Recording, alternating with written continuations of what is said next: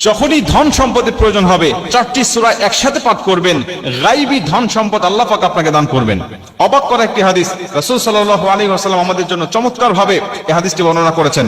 আনাস ইবনে মালিক রাদিয়াল্লাহু তাআলা আনহু হাদিসটা বর্ণনা করেছেন, তিরমিজি শরীফের 2895 নম্বর হাদিস।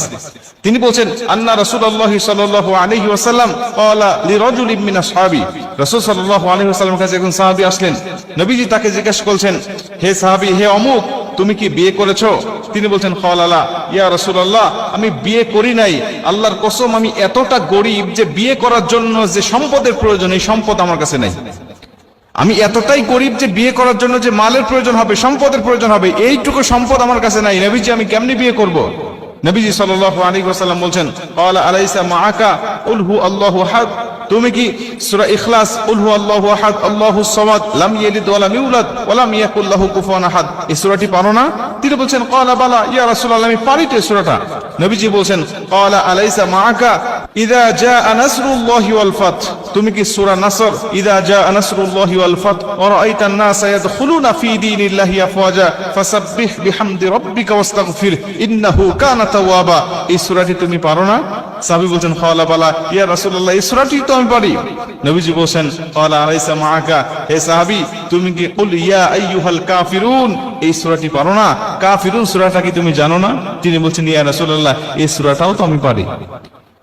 মুসলমান ভাইরা আমার, নবীজি সাল্লাল্লাহু আলাইহি ওয়াসাল্লাম তাকে আবারও জিজ্ঞাসা করলেন, ক্বালা আলাইসা মাআকা ইযা যুলজিলাতিল আরদু জিলজালাহা, তুমি কি সূরা জিলজাল পারো না?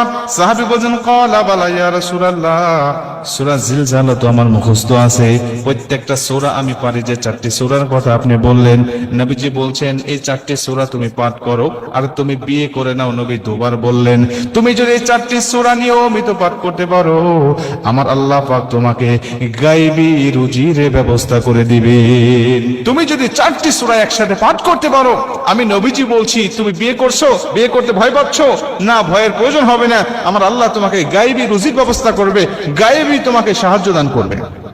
এই হাদিস থেকে প্রমাণ হয়, যদি আমরা এই চারটি সূরা সকাল বিকাল যখনই আমাদের মনে হবে, বা 5 ওয়াক্ত ফরজ নামাজের পরে যখনই আমাদের স্মরণ হবে, মনে হবে, তখন এই চারটি সূরা যদি আমরা পাঠ করতে পারি, এই চারটি সূরাই কিন্তু ছোট্ট ছোট্ট সূরা, আর আমরা নামাজের মধ্যে এই সূরাগুলো তেলাওয়াত করি সবচেয়ে বেশি। এই সূরাগুলো কিন্তু আমাদের অধিকাংশ মানুষের মুখস্থ রয়েছে। এই চারটি সূরা যদি একত্রিত পাঠ করতে পারি, বা যখনই স্মরণ হবে, আমরা সিরিয়াল মেনটেন করে সূরা জিলজাল আগে পাঠ করলাম, এরপরে সূরা কাফিরুন পাঠ করলাম, এরপরে সূরা নাসর পাঠ করলাম, এরপরে সূরা ইখলাস পাঠ করলাম। অথবা হাদিসে যে ধারায় বর্ণনা হয়েছে, হাদিসে নবীজি আগে বলছেন সূরা ইখলাসের কথা, আমি আগে সূরা ইখলাস পাঠ করলাম, এরপরে নবী বললেন সূরা নাসরের কথা, নাসর পাঠ করলাম।